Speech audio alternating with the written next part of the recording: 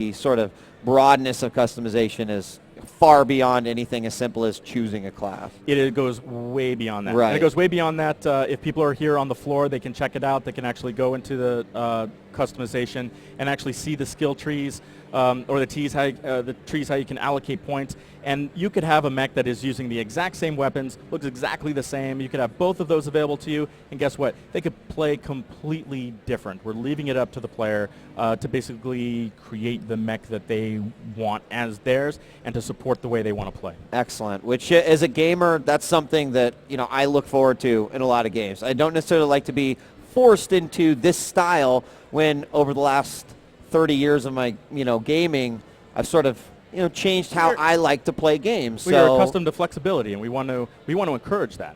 Great. So we've just got a few minutes left. Okay. I want to ask a couple more questions. Sure. These two kind of go hand in hand, and I think it's probably one question that people are certainly looking for a lot of answers on. So I'll just kind of like throw both of them out at the same time. Okay. In one of the videos posted on the website, it was mentioned that during matches you'll be able to gain upgrade points, from different means, and that you'll be able to spend these upgrade points. They'd like you to go into more detail with this system, and then I'm assuming that it may kind of also come into play with, how is Hawken designed to be a free-to-play game? And maybe you can kind of comment on both those aspects. Sure. Free-to-play, going free-to-play actually gives us a lot of flexibility. We are able to put the game out there, start getting feedback, start building a community, listen to what people are liking, listen to what they're not liking, sure, and scope and sort of sculpt the experience for everybody. The very fact that you can go right in, you're going to be able to, when we hit on our open beta, you're going to be able to download the game, just jump in and just start playing, and be a part of the community right there on day one. So with that, we are putting in a with our experience system and how you actually you get points and obtain points as you play. We have a really good reward system for that, which encourages a variety of gameplay. So, for example, with Siege Mode, we don't want people who just get a bunch of kills to be number one, because there are other roles that you can have in the match. Absolutely. As you play and as you get experience, as you get those points, you can unlock additional abilities. You can unlock, for example, I talked about how you can customize your abilities with our tree. You're not going to get all those points all at once. You're going to have to play to unlock more abilities, and we want every player to be able to do that. All right. All right, it sounds like we just got a little bit of time left. How about one more question? Are matches balanced so you don't have one team filled with nothing but heavy mechs? That's from Blake from Hawaii. A fear of all the same mechs. Well, what I will say is the loadout helps with that. You can pick whatever mech that you want.